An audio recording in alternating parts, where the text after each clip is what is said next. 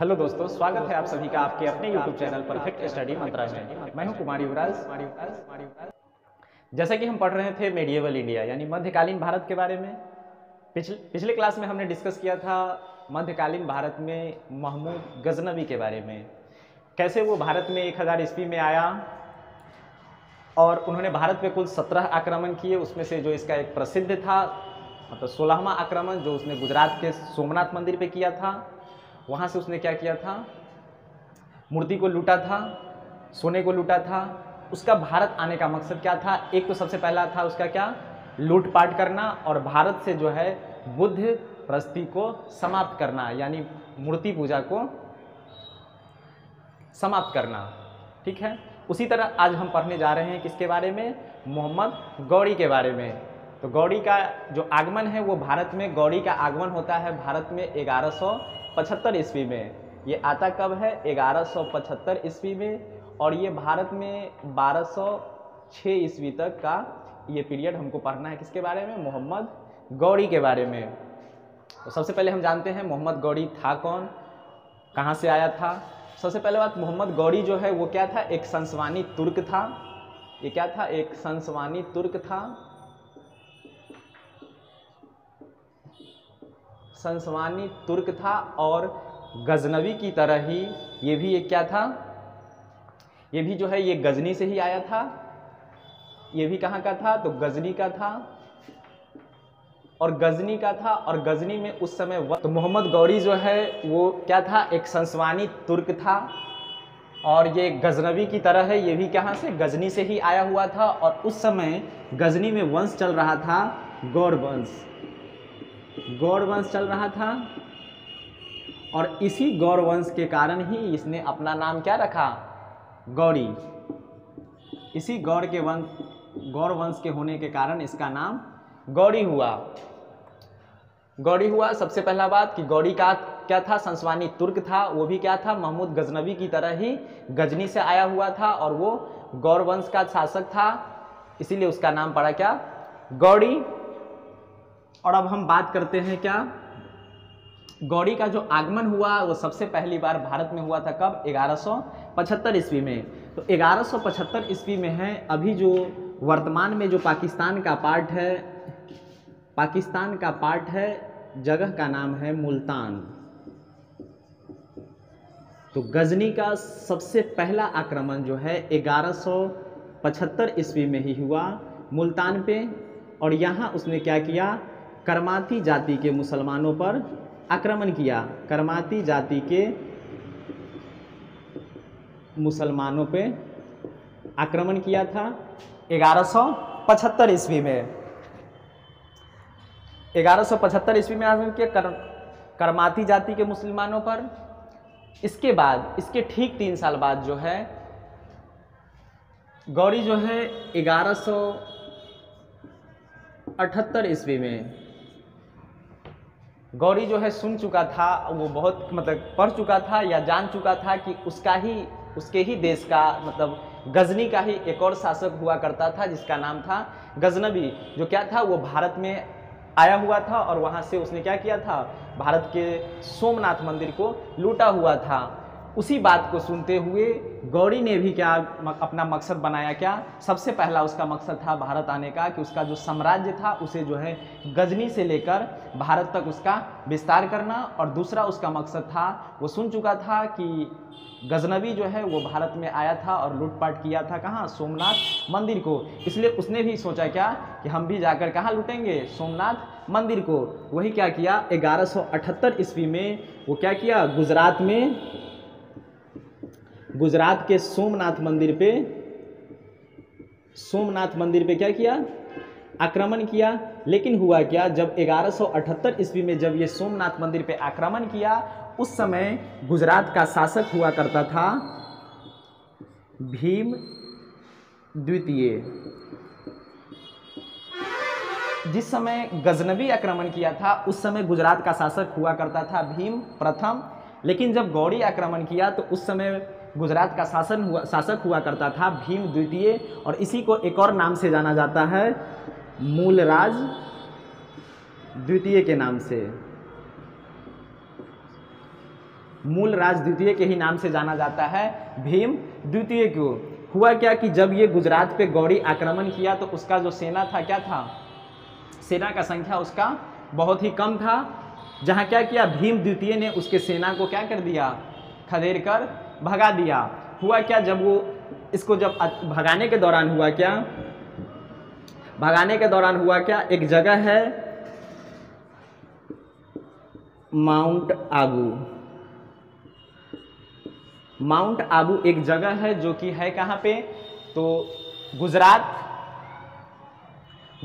के बॉर्डर पे पड़ता है। गुजरात के बॉर्डर पे पड़ता है जगह, राजस्थान और गुजरात के बॉर्डर पे पड़ता है। हाँ ठीक है, राजस्थान और गुजरात के बॉर्डर पे एक जगह है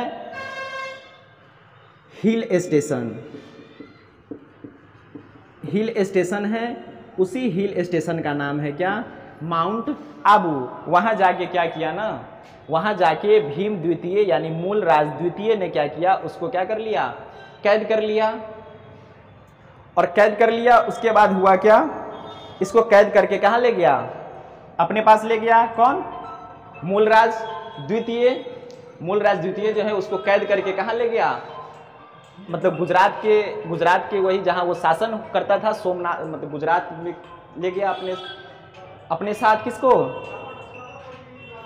अपने साथ ले गया गौड़ी को। लेकिन हुआ क्या, वहाँ जब वो उसे ले गया, यहाँ एक क्वेश्चन और ध्यान आप ये रखिएगा कि जो माउंट आबू है किस लिए प्रसिद्ध है, तो माउंट आबू जो है प्रसिद्ध है दिलवारा जैन मंदिर, यानी दिलवारा जैन टेम्पल के लिए प्रसिद्ध है। कौन, माउंट आबू।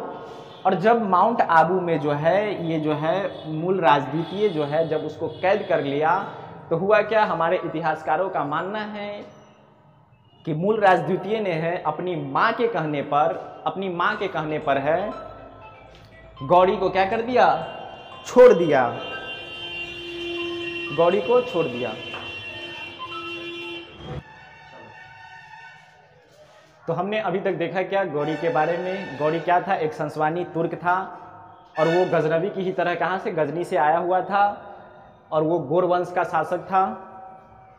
और वो सबसे पहला आक्रमण जो है 1175 ईस्वी में किया, कब, जो वर्तमान में पाकिस्तान का हिस्सा है मुल्तान, उसी मुल्तान के वो करमाती जाति पे किया हुआ था। ठीक है, उसके बाद हुआ क्या, वो सुन चुका था कि गजनवी भी जो है वो भारत के आया था और सोमनाथ मंदिर को लूटा था, इसलिए उसने भी बनाया क्या कि वो भी जो है गुजरात के सोमनाथ मंदिर को लूटेगा और अपना जो विस्तार है वो गजनी से लेकर भारत तक फैलाएगा। इसी मकसद से वो भारत में लूट करने आया था। उसने जो क्या किया, 1178 ईस्वी में जो है गुजरात पे आक्रमण किया। उस समय गुजरात का शासक हुआ करता था भीम द्वितीय और उसी को दूसरे नाम से जाना जाता था मूलराज द्वितीय के नाम से। हुआ क्या कि जब गौड़ी जो है 1178 में जब वो आक्रमण करता है उस समय तो इसके ही अगेंस्ट में क्या किया, मतलब उसके ही अगेंस्ट में भीम द्वितीय भी क्या है, उसके अगेंस्ट में क्या किया, युद्ध किया। जहाँ क्या किया कि गौड़ी का जो सेना की संख्या था वो कम होने के कारण क्या हो गया, वो वापस लौट गया। लेकिन हुआ क्या कि भीम द्वितीय की सेना जो है उसका पीछा करते हुए माउंट आबू में जो है उसे क्या किया, घेर लिया। और माउंट आबू है क्या, तो राजस्थान और गुजरात के बॉर्डर पे एक हिल स्टेशन है, उसी हिल स्टेशन का नाम है क्या, माउंट आबू। और ये माउंट आबू किस लिए प्रसिद्ध है, तो दिलवारा जैन टेम्पल के लिए प्रसिद्ध है। यहाँ एक क्वेश्चन ये पूछता है कि गौड़ी को हराने वाला पहला शासक कौन था, और आपका पहला ही ऑप्शन देगा पृथ्वीराज चौहान, क्योंकि हम लोग सुनते ही आ रहे हैं कि गौड़ी जो है बार बार किस पे आक्रमण करता था, पृथ्वीराज चौहान पे, और वो पृथ्वीराज चौहान से ही बार बार हारता था। लेकिन क्वेश्चन हमारा ये पूछ रहा है कि गौड़ी को हराने वाला सबसे पहला शासक कौन था, तो उसका आंसर होगा क्या, भीम द्वितीय यानी मूलराज द्वितीय।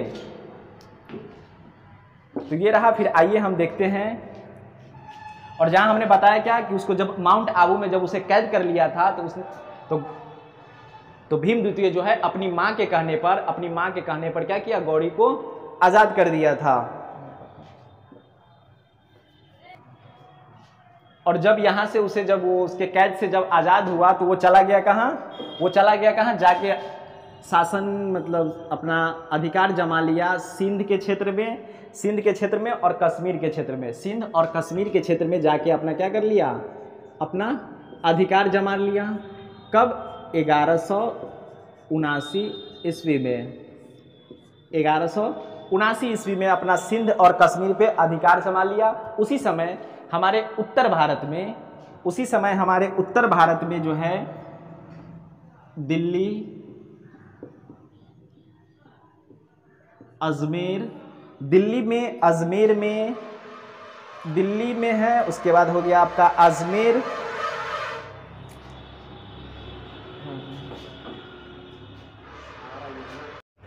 उस समय हमारे उत्तर भारत में यानी दिल्ली, अजमेर और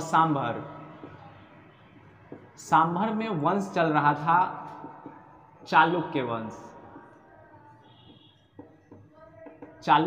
चल रहा था। और इसी चालुक्य वंश का शासक हुआ करता था पृथ्वीराज चौहान, और इसी का दूसरा नाम हुआ करता था राय पिथौरा। यानी हमारे उत्तर भारत का हिस्सा जो था दिल्ली, अजमेर और सांभर, और अजमेर जो है उसका क्या हुआ करता था, कैपिटल हुआ करता था, यानी राजधानी हुआ करता था। और इसी उत्तर भारत के क्षेत्र में वंश चल रहा था चालुक्य वंश, जिसका शासक हुआ करता था कौन, पृथ्वीराज चौहान, जिसका दूसरा नाम था क्या, राय पिथौरा। और इसी के राज्य में एक का मित्र भी था और इसका लेखक भी था, मित्र और लेखक था, इसका राज दरबारी लेखक था, जिसका नाम था क्या, चंद्रबरदाई।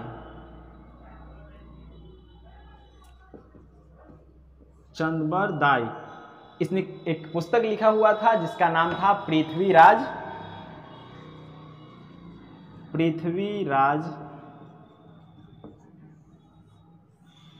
रासो। यानी जिस समय जो है गौड़ी जो है 1179 ईस्वी में जब सिंध और कश्मीर पे अपना अधिकार कर लिया था, उसी समय उत्तर भारत के दिल्ली, अजमेर और सांभर में शासन कौन कर रहा था, पृथ्वीराज चौहान। ये वही पृथ्वीराज चौहान है जिसपे जो है गौड़ी जो है बार बार आक्रमण करेगा। तो आइए हम देखते हैं इसके पृथ्वीराज चौहान और गौड़ी के आक्रमण के बारे में।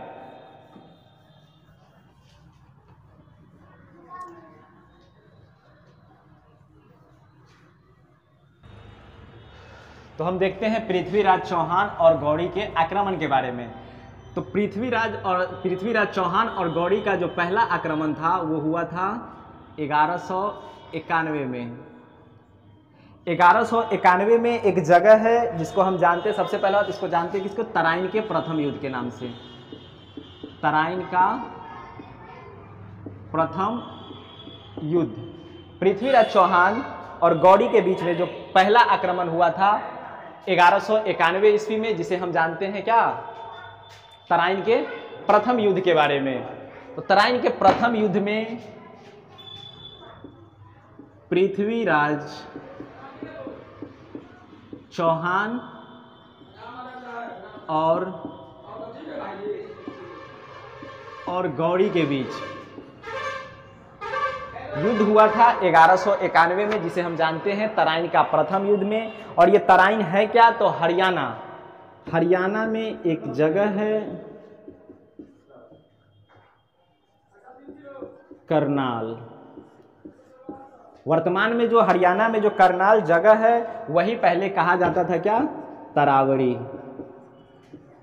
तरावड़ी। इसी जगह पे जो पृथ्वीराज चौहान और गौड़ी के बीच युद्ध लड़ा गया था वही युद्ध जाना जाता है तराइन के प्रथम युद्ध के नाम से। उस युद्ध में हुआ क्या था, पृथ्वीराज चौहान से जो है गौड़ी क्या हुआ था, पराजित हुआ था। और पराजित होने के बाद गौड़ी जो है पृथ्वीराज चौहान से माफ़ी मांग लेता है और वहाँ पृथ्वीराज चौहान जो है उसे माफ़ कर देता है। तो ये रहा 1191 में। और 1191 के युद्ध के बाद हुआ क्या, कहा जाता है कि 1191 के युद्ध के बाद जो पृथ्वीराज चौहान जो है वो किस चीज़ में लग गया, प्रेम प्रसंग में लग गया था। जैसा कि हमारे इतिहासकारों का मानना है कि 1191 में तराइन के प्रथम युद्ध के बाद जो है पृथ्वीराज चौहान जो है अपना प्रेम प्रसंग में लग गया था। जिस समय पृथ्वीराज चौहान जो है दिल्ली, अजमेर और सांभर में शासन कर रहा था, उसी समय उसी के समकालीन में था क्या, यूपी के कन्नौज में, यूपी यानी उत्तर प्रदेश के कन्नौज में वंश चल रहा था, गढ़वाल वंश। और इसी गढ़वाल वंश में शासन कर रहा था जयचंद। इसी गढ़वाल वंश का शासक हुआ करता था जयचंद, और इसी जयचंद की बेटी थी कौन, संयोगिता।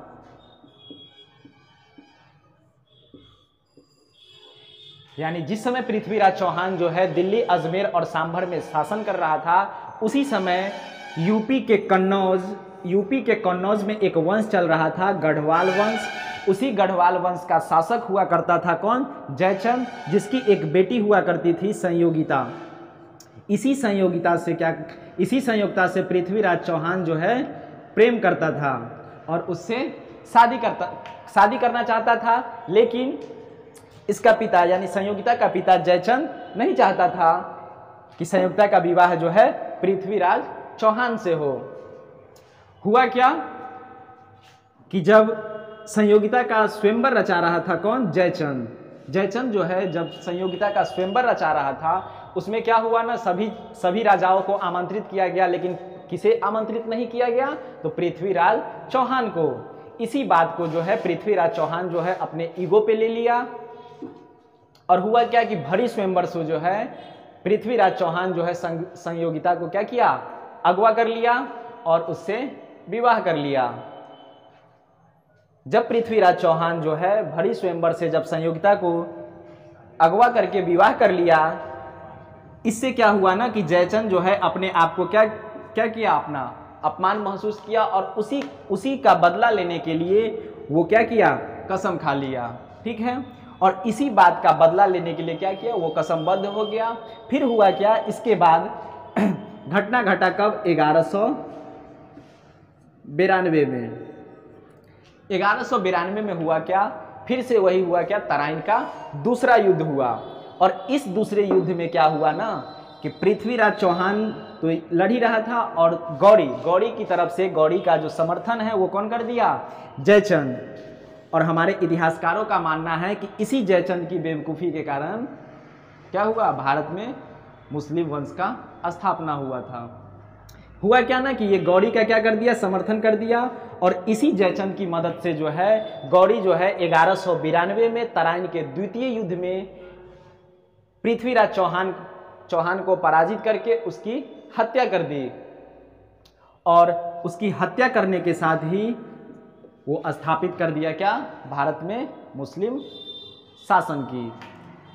तो पृथ्वीराज चौहान की मृत्यु हो गई कब, 1192 में, ये हमारे इतिहासकारों का मानना है। लेकिन इस क्लाइमेक्स को चेंज किया है कौन, पृथ्वीराज चौहान का ही जो मित्र हुआ करता था, जिसका नाम था क्या, चंद्रवर दाई।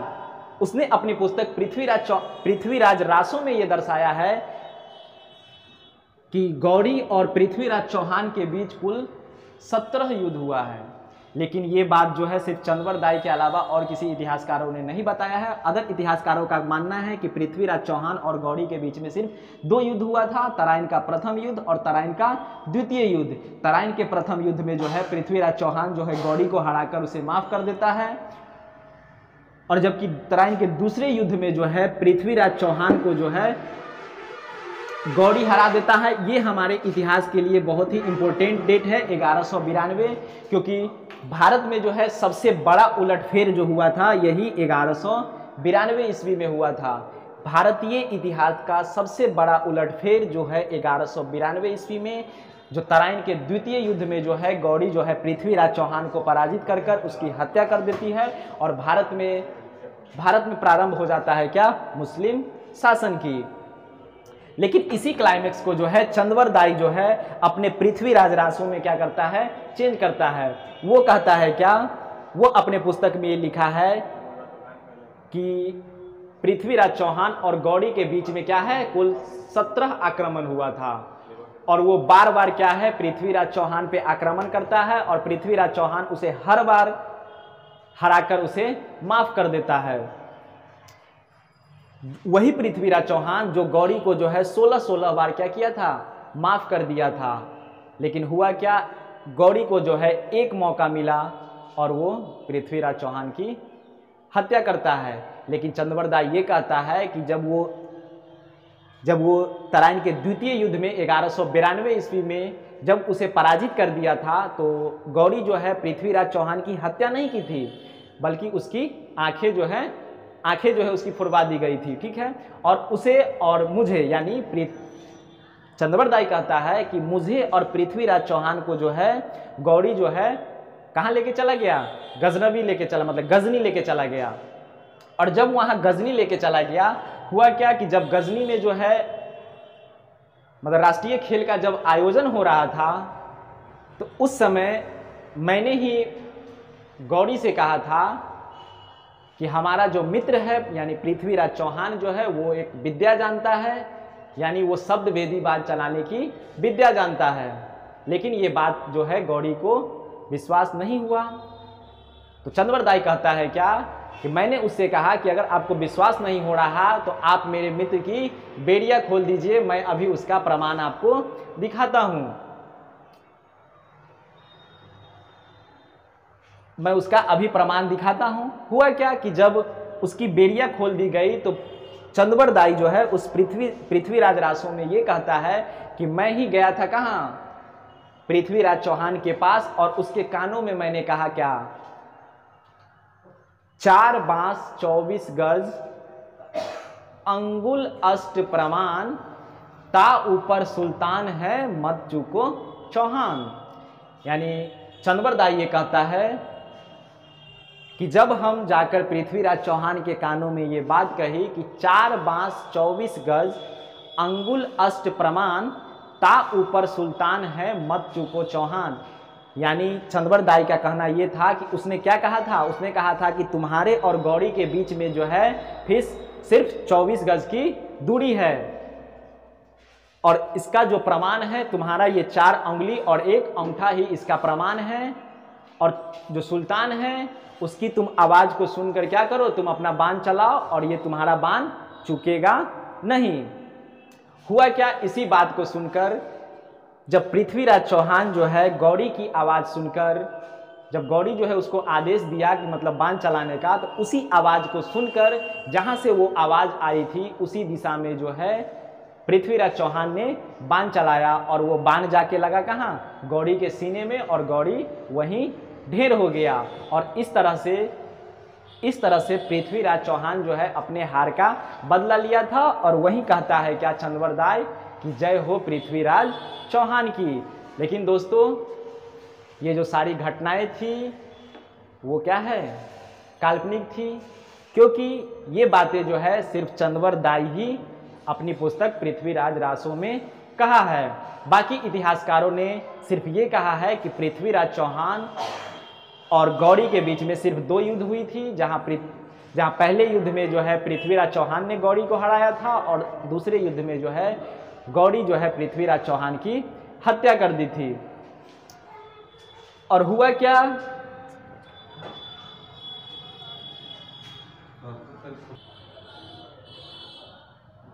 तो जैसे ही तराइन के द्वितीय युद्ध में जो है पृथ्वीराज चौहान की मृत्यु हो जाती है, उसी समय होता क्या है, 1192 ईस्वी में ही गौड़ी की सेना में एक सूफी संत हुआ करता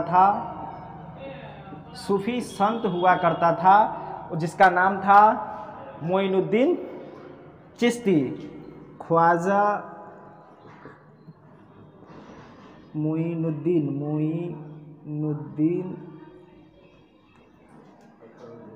ख्वाजा मोइनुद्दीन चिश्ती। यानी गौरी की ही सेना में एक सूफी संत हुआ करता था जिसका नाम था क्या, मोइनुद्दीन चिश्ती। इसी ने क्या किया, अपना कुटिया जो है बनाया, यानी अपना जो कुटिया बनाया कहाँ, अजमेर में, और इसी में इसकी कहाँ है, इसी में इसकी मृत्यु हो जाती है, और यहाँ इसका क्या है, दरगाह है। उसी दरगाह को किस नाम से जाना जाता है, दरगाह अजमेर शरीफ, और इसी की दरगाह को किस नाम से जाना जाता है, दरगाह अजमेर शरीफ के नाम से। 1192 ईस्वी में जो सूफी संत हुआ करता था ख्वाजा मोइनुद्दीन चिश्ती, जिसका जो कुटिया जो है यानी उसका जो आश्रम हुआ करता था अजमेर में, और वहीं उसकी मृत्यु होने के बाद उनका जो दरगाह है वही अजमेर में बना दिया गया, और उसी अजमेर को किस नाम से जाना जाता है, दरगाह अजमेर शरीफ के नाम से।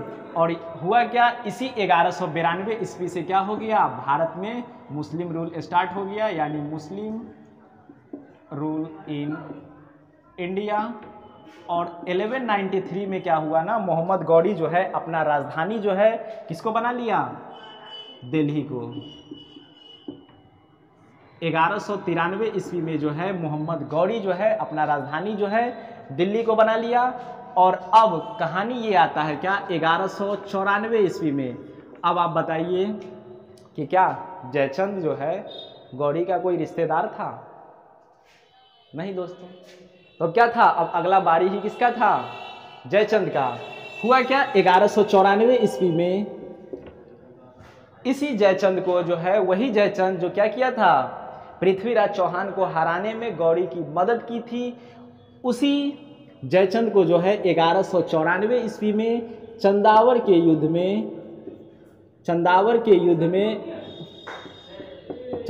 युद्ध में पराजित कर उसकी हत्या कर देता है, कौन, गौरी।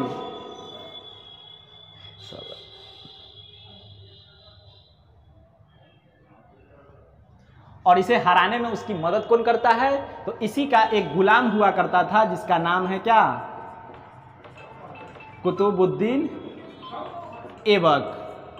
तो इस जयचंद को हराने में मदद कौन करता है, कुतुबुद्दीन ऐबक। तो आइए हम देखते हैं फिर अगले घटना को। पहुंच गया था तब तक। और जब 1194 ईस्वी में जो है, जब जयचंद की हत्या हो जाती है, उसके बाद होता क्या है कि गौरी जो है अपने साथ, जैसा कि हम जानते हैं कि गौरी जो है अपने साथ सैकड़ों गुलाम लेकर आया था। उसी के गुलाम में से उसका जो 4 प्रमुख गुलाम था, जिसका नाम था क्या, एक का नाम था कुतुबुद्दीन ऐबक, दूसरा था क्या, यल्दौज, तीसरा था कुबाचा, और चौथा था मोहम्मद बिन बख्तियार खिलजी। बख्तियार खिलजी से रिलेटेड सिर्फ एक क्वेश्चन ये बनता है कि नालंदा विश्वविद्यालय को नष्ट करने वाला व्यक्ति कौन था, तो यही था क्या, बख्तियार खिलजी। इसी बख्तियार खिलजी ने बिहार के नालंदा जिला में स्थित नालंदा विश्वविद्यालय को क्या किया था, नष्ट करवा दिया था। तो हम जानते हैं कि गौरी जो है अपने साथ सैकड़ों गुलाम लेकर आया था। उसी सैकड़ों गुलाम में से जो उसका 4 प्रसिद्ध जो गुलाम था, उसी में था एक कुतुबुद्दीन ऐबक था, एक यल्दौज था, एक कुबाचा था, और एक मोहम्मद बिन बख्तियार खिलजी था। तो 1194 ईस्वी में जो है जयचंद को पराजित कर उसकी हत्या करने के बाद क्या हुआ ना, 1194 ईस्वी में जो है मोहम्मद गौरी जो है कुतुबुद्दीन ऐबक को जो है भारत का केयर टेकर बनाकर वापस गजनी लौट गया। तो इसी के गजनी लौटने के बाद जब भारत का केयर टेकर बन गया कौन, कुतुबुद्दीन ऐबक। कुतुबुद्दीन ऐबक जब 1194 जब भारत का केयर टेकर बना, तो 1194 ईस्वी में ही क्या हुआ ना, इसने 2 मस्जिदें बनवाई, कौन, 2 मस्जिदें बनवाई, 2 मस्जिदें बनवाई कौन, कुतुबुद्दीन ऐबक। और ये 2 मस्जिदें थी कौन, कुबत उल इस्लाम। पहला था कौन? कुबत उल इस्लाम। और एक दूसरा बनवाया था क्या? 2.5 दिन का झोपड़ा। यही कुतुबुद्दीन ऐबक जो है 1194 ईस्वी में जो है 2 मस्जिदें बनाई। किस लिए? तो इस्लाम धर्म के प्रचार के लिए। तो पहला था क्या? कुबत उल इस्लाम मस्जिद, और दूसरा था 2.5 दिन का झोपड़ा। और फिर उसने क्या किया? 1199 ईस्वी में बनवाया क्या? कुतुब मीनार। 1199 ईस्वी में जो है उसने कुतुब मीनार का निर्माण करवाया, जो क्या था? भारत का सबसे ऊंचा बिल्डिंग है। यानी ये लगभग 73 मीटर है। 73 मीटर इसकी मतलब ऊंचाई है। जो बनवाया था कौन? कुतुबुद्दीन ऐबक जो है इसको क्या किया था? शुरुआत करवाया था बनाना। और ये किसके नाम पे बनवाया था? तो ये अपने गुरु के नाम पे बनवाया था। इसके गुरु का नाम था क्या? कुतुबुद्दीन बख्तियार अल-काकी। यानी ये जो कुतुबुद्दीन ऐबक जो है अपने गुरु कुतुबुद्दीन बख्तियार अल-काकी के नाम पे जो है कुतुब मीनार का निर्माण प्रारंभ करवाया था। लेकिन ये प्रारंभ करवाया था, लेकिन इसके जो निर्माण का जो पूरा काम करवाया था वो 1229 ईस्वी में किया गया था। किसके द्वारा? इल्तुतमिश के द्वारा। कुतुबुद्दीन ऐबक जो है उसे बनाना प्रारंभ किया था, लेकिन उसकी जो पूरी जो उसकी बनवाई गई थी वो 1229 ईस्वी तक बनवाया गया। किसके द्वारा? इल्तुतमिश के द्वारा। और इसी कुतुबुद्दीन ऐबक जो है ये कुतुब मीनार का निर्माण करवाया किस लिए गया था? तो ये एक धार्मिक के ऊपर, धर्म से रिलेटेड था, क्योंकि इसी कुतुब मीनार के ऊपर चढ़कर क्या था? अजान दिया जाता था। ठीक है, जिसके लिए बनवाया जाता था।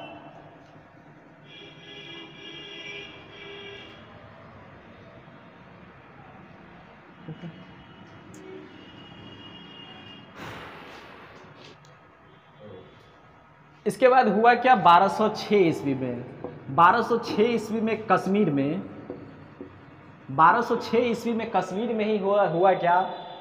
जाटों और खोखरों ने क्या किया? आक्रमण कर दिया। और इसी आक्रमण में हुआ क्या? इसी आक्रमण में जो है गौरी जो है पूरी तरह से क्या हो गया? पूरी तरह से घायल हो गया। लेकिन उसे जो है यहाँ से इल्तुतमिश जो है उसे बचाकर ले जाने में सफल हो गया। और जब इसे बचाकर जो है इसे गजनी ले गया, जहाँ 1206 ईस्वी में ही क्या हुआ?